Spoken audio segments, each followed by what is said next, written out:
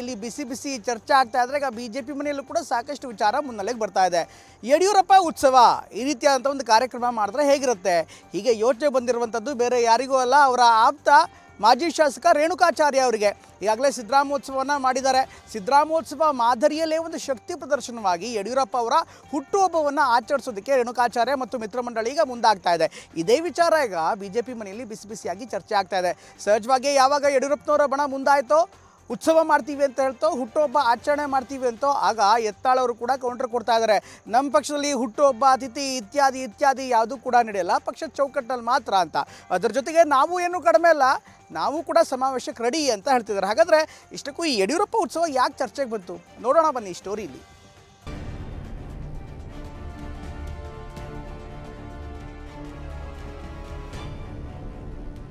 ಅವರ ಹುಟ್ಟುಹಬ್ಬವನ್ನು ಸಂಭ್ರಮ ದಿನಾಚರಣೆಯನ್ನು ನಾವು ದಾವಣಗೆರೆಯಲ್ಲಿ ಮಾಡ್ತೀವಿ ಅಂತ ಹೇಳಿ ಮೊನ್ನೆ ನಿರ್ಣಯವನ್ನು ಮಾಡಿದ್ವಿ. ಅವ್ರದ್ದು ಮುಗಿದು ಒಂದು ವಾರನಾಗ ನಮ್ಮ ಶಕ್ತಿ ಅನ್ನೋದು ಅವ್ರು ತೋರಿಸ್ತಾರೆ. ಹುಟ್ಟು ಹಬ್ಬದ ಹೋರಾಟ ಪುಣ್ಯತಿಥಿ ಹೋರಾಟ ಅಲ್ಲ. ಯಡಿಯೂರಪ್ಪ ಒಬ್ಬರೇ ಕಟ್ಟಿದಾರ ಬಿಜೆಪಿ. ನಾವು ಯಾರು ಹುಟ್ಟುಹಬ್ಬ ಆಚರಣೆ ಮಾಡೋದಿಲ್ಲ. ನನ್ನದೇನೂ ಇಲ್ಲ, ಎಲ್ಲವೂ ಸಮರ್ಪಣೆ. 13 ದಿನಗಳಲ್ಲಿ ಮೊದಲ ಬಿಜೆಪಿ ಸರ್ಕಾರ ಉರುಳಿದಾಗ ಬಿಜೆಪಿಯ ಸರ್ವಶ್ರೇಷ್ಠ ನಾಯಕ ಅಟಲ್ ಬಿಹಾರಿ ವಾಜಪೇಯಿ ಹೇಳಿದ ಮಾತಿದು.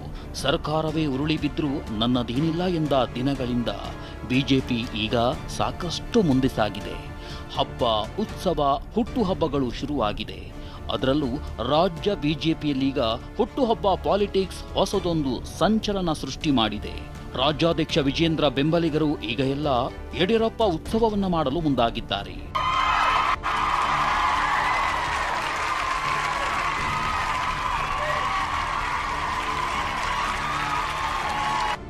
ನಿಮಗೆ ನೆನಪಿರಬಹುದು, ವಿಪಕ್ಷದಲ್ಲಿದ್ದಾಗ ಸಿದ್ದರಾಮಯ್ಯ ತಮ್ಮ ಹುಟ್ಟುಹಬ್ಬವನ್ನ ಸಿದ್ದರಾಮೋತ್ಸವ ಎಂದು ಹೆಸರಿನಡಿ ಆಚರಿಸಿ ಅಬ್ಬರಿಸಿದ್ರು. ಈಗ ಯಡಿಯೂರಪ್ಪ ಬೆಂಬಲಿಗರ ಸರತಿ.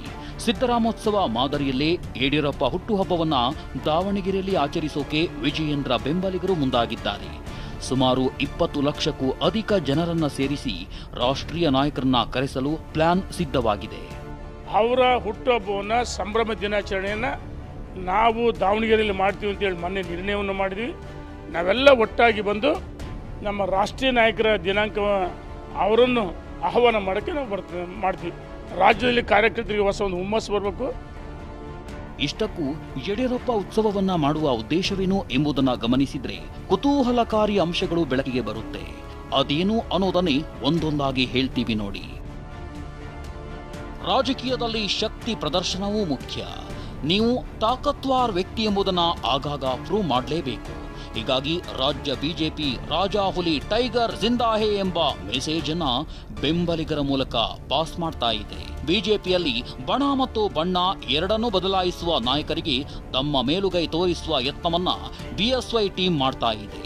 ದೆಹಲಿಯಲ್ಲಿ ಕೂತಿರುವ ಕೆಲ ನಾಯಕರೇ ಈಗ ರೆಬಲ್ ಟೀಮ್ಗೆ ಕೀಲಿ ಕೊಟ್ಟು ಗೊಂಬೆ ಆಡಿಸುತ್ತಿದ್ದಾರೆ ಎಂಬ ಮಾತಿದೆ. ಹೀಗಾಗಿ ದೆಹಲಿ ಮೂಲೆಯಲ್ಲಿ ಕುಳಿತ ನಾಯಕರು ಸೇರಿದಂತೆ ಹೈಕಮಾಂಡ್ ನಾಯಕರಿಗೆ ನಿಜ ಶಕ್ತಿ ಪ್ರದರ್ಶನ ಮಾಡಲು ರೇಣುಕಾಚಾರ್ಯ ಗೆಳೆಯರ ಬಳಗ ಓಡಾಡ್ತಾ ಇದೆ. ಈಗಾಗಲೇ ಅನೇಕ ಕಾರ್ಯಕರ್ತರು, ನಾಯಕರು ಬೇಲಿ ಮೇಲೆ ಕೂತೆ ಮುಂದಾಗುವ ಆಟವನ್ನ ನೋಡ್ತಾ ಇದ್ದಾರೆ. ಮುಂಬರುವ ಚುನಾವಣೆಗೂ ಮುನ್ನ ಅಂತಹ ನಾಯಕರನ್ನ ತಮ್ಮತ್ತ ಸೆಳೆಯಲು ಈ ಟೀಮ್ ಪ್ರಯತ್ನಿಸ್ತಾ ಇದೆ.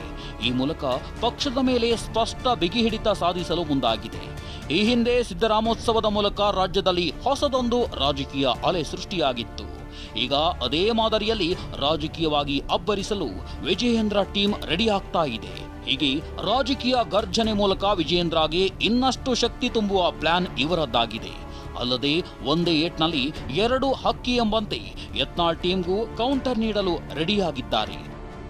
ಇನ್ನು ಹಾಗಂತ ಯತ್ನಾಳ್ ತಂಡ ಸಹ ಸುಮ್ಮನೆ ಕೂತಿಲ್ಲ. ಅವರು ಸಹ ತಮ್ಮ ಬತ್ತಳಿಕೆಯಲ್ಲಿದ್ದ ಪ್ರತ್ಯಾಸ್ತ್ರಗಳನ್ನ ಹುಡ್ತಾ ಇದ್ದಾರೆ. ನಮ್ಮಲ್ಲಿ ಯಾವುದೇ ಬರ್ತ್ಡೇ ತಿಥಿ ಮಾಡೋ ಪದ್ಧತಿ ಇಲ್ಲ ಅನ್ನೋ ಮೂಲಕ ಇದೆಲ್ಲ ಪಕ್ಷದಲ್ಲಿ ನಡೆಯೋಲ್ಲ ಅಂತಿದ್ದಾರೆ. ಅಷ್ಟೇ ಅಲ್ಲದೆ ಪಕ್ಷ ಕಟ್ಟಿದವರು ಯಡಿಯೂರಪ್ಪ ಒಬ್ಬರೇ ಅಲ್ಲ, ಅವರು ರಾಜ್ಯ ಸುತ್ತಿದ್ರೆ ಅವರ ಗಾಡಿಗೆ ಪೆಟ್ರೋಲ್ ಡೀಸೆಲ್ ಹಾಕಿಸಿದ್ದೇ ನಾವು ಅಂತಾರೆ ಯತ್ನಾಳ್. ವಕಫ್ ಸಂಪೂರ್ಣ ದೇಶನ ಕಿತ್ತಿ ಹಾಕ್ಬೇಕಂತ ದೊಡ್ಡ ಸಮಾವೇಶ ನಾವು ದಾವಣಗೆರೆಗೆ ಮಾಡ್ತೀವಿ. ಅವ್ರದ್ದು ಮುಗಿದು ಒಂದು ವಾರನಾಗ ಮಾಡ್ತೀವಿ. ನಮ್ಮ ಶಕ್ತಿ ಅನ್ನೋದು ಅವ್ರು ತೋರಿಸ್ತೀವಿ. ಜನಶಕ್ತಿ ನಮ್ಮದು, ಜನಪರ ಹೋರಾಟ. ಹುಟ್ಟು ಹಬ್ಬದ ಹೋರಾಟ ಪುಣ್ಯತಿಥಿ ಹೋರಾಟ ಅಲ್ಲ. ನಾವು 35-40 ವರ್ಷ ಯಡಿಯೂರಪ್ಪನ ಜೋಡನೆ ಜೀವನ ಮಾಡಿವಲ್ಲ. ಯಡಿಯೂರಪ್ಪ ಒಬ್ಬರೇ ಕಟ್ಟಿದಾರ ಬಿಜೆಪಿ? ನಾವೇ ಪೆಟ್ರೋಲ್ ಹಾಕಿವಿ, ನಾವೇ ಇವರಿಗೆ ಬಸ್ಸಿಗೆ ಟಿಕೆಟ್ ತೆಗಿಸಿ ಕಳಿಸಿವಿ. ನಮಗೆ ಸೈಕಲ್ ಹೊಡೆದಿದ್ರು ಹೇಳ್ತಾರೆ ಅವ್ರ ಶಿಷ್ಯಂದ್ರು. ಬೈದವೈ ಯತ್ನಾಳ್ ಟೀಮ್ ಯಡಿಯೂರಪ್ಪ ಬಣಕ್ಕೆ ತಿರುಗೇಟು ನೀಡಲು ತನ್ನದೇ ಆದ ತಂತ್ರಗಾರಿಕೆಯನ್ನ ಹೆಣೆಯುತ್ತಿದೆ. ಬಿಎಸ್ವೈ ಟೀಮ್ ಬರ್ತ್ಡೇ ಸಮಾವೇಶ ಅಂತ ಮಾಡ್ತಾ ಯತ್ನಾಳ್ ಬಣ ಮತ್ತೊಮ್ಮೆ ವಫ್ ವಿಚಾರ ಮುಂದಿಟ್ಟು ರಾಜ್ಯ ಸುತ್ತಲೂ ರೆಡಿಯಾಗ್ತಾ ಇದೆ. ಬಳಿಕ ದೆಹಲಿಗೆ ತೆರಳಿ ವಫ್ ಜೆಪಿಸಿ ನಾಯಕರನ್ನ ಸಹ ಭೇಟಿ ಮಾಡಲು ತೀರ್ಮಾನಿಸಿದೆ. ಅಲ್ಲದೆ ಅಗತ್ಯವಿದ್ರೆ ದೊಡ್ಡದೊಂದು ಸಮಾವೇಶ ಮಾಡಿ ಈ ಮೂಲಕ ಸಂದೇಶ ರವಾನಿಸಲು ಸಹ ಚಿಂತನೆ ನಡೆಸಿದೆ. ಅಲ್ಲದೆ ಪಕ್ಷ ನಾಯಕತ್ವ ಬದಲಾವಣೆ ಜೊತೆಗೆ ಪದಾಧಿಕಾರಿಗಳು ಬದಲಾವಣೆ ಆಗಲೇಬೇಕು ಎಂದು ಪಣ ಹಿಡಿದಿದೆ. ಹೀಗಿರುವಾಗ ಪ್ರಧಾನ ಕಾರ್ಯದರ್ಶಿಗಳು ಈಗಾಗಲೇ ಗೃಹ ಇಲಾಖೆ, ಕಂದಾಯ ಇಲಾಖೆ ಅಂತ ಖಾತೆ ಹಂಚಿಕೆ ಮಾಡಿಕೊಂಡವರಂತೆ ವರ್ತಿಸುತ್ತಿದ್ದಾರೆ. ಎಲ್ಲವರನ್ನ ಒಟ್ಟಾಗಿ ಕರೆಯುತ್ತಿಲ್ಲ. ಜೊತೆಗೆ ಅನುಭವಿಗಳಿಗಿಂತ ಎಳೆ ನಿಂಬೆಕಾಯಿಗಳೇ ಇರೋದು 3 ಹೆತ್ತವಳು 13 ಹೆತ್ತವಳಿಗೆ ಸಲಹೆ ಕೊಡುವಂತಾಗಿದೆ ಎಂಬುದು ಯತ್ನಾಳ್ ಬಣದ ಮಾತು. ನಾವು ಯಾರು ಹುಟ್ಟುಹಬ್ಬ ಆಚರಣೆ ಮಾಡೋದಿಲ್ಲ. ನಾವು ವಕ್ಫ್ ಬಗ್ಗೆ ಜನರ ಭಾವನೆ ತಿಳ್ಕೊಂಡು ಅವರ ತ್ರಾಸೇನಿದೆ, ಅವರ ಮಠ ಮಂದಿರ, ರೈತರ ಅದ್ರ ಬಗ್ಗೆ ಪೂರ್ವ ಪ್ರಮಾಣ ರಾಜ್ಯ ಸುತ್ತಾಕಿ ಒಂದು ದೊಡ್ಡ ಸಮಾವೇಶ ದಾವಣಗೆರೆ ಮಾಡ್ತೀವಿ ನಾವು. ಇಷ್ಟೆಲ್ಲದರ ನಡುವೆಯೇ ಬಣ ಬಡಿದಾಟಕ್ಕೆ ಸಾಕ್ಷಿ ಎಂಬಂತೆ ಬೆಳವಣಿಗೆಗಳು ನಡೆದಿದೆ. ವಿಧಾನಸಭೆ ಮೊಗಸಾಲಿಯಲ್ಲಿ ಬಿಜೆಪಿ ಪ್ರತ್ಯೇಕ ಮಿತ್ರಕೂಟದ ಸದಸ್ಯರು ಒಟ್ಟಿಗೆ ಸೇರಿರೋದು ಅಚ್ಚರಿಗೆ ಕಾರಣವಾಯಿತು. ವಿಪಕ್ಷ ನಾಯಕ ಆರ್ ಅಶೋಕ್ ಕೊಠಡಿಯಲ್ಲಿ ಯತ್ನಾಳ್ ಟೀಮ್ ಪ್ರತ್ಯಕ್ಷವಾಯಿತು. ಇದೇ ವೇಳೆ ಎಲ್ಲ ಬೆಳವಣಿಗೆಯನ್ನ ತಿಳಿದು ಆರ್ ಅಶೋಕ್ ಕೊಠಡಿಗೆ ಬರ್ತಿದ್ದ ವಿಜಯೇಂದ್ರ ವಾಪಸ್ಸಾದ್ರು. ಏನೇ ಆಗಲಿ ವಿಪಕ್ಷವಾಗಿ ರಾಜ್ಯ ಸರ್ಕಾರದ ವಿರುದ್ಧ ಹೋರಾಟ ನಡೆಸಬೇಕಿದ್ದ ಬಿಜೆಪಿ ದಾಯಾದಿ ಕಲಹದಲ್ಲಿ ಬೇಯುತ್ತಿದೆ.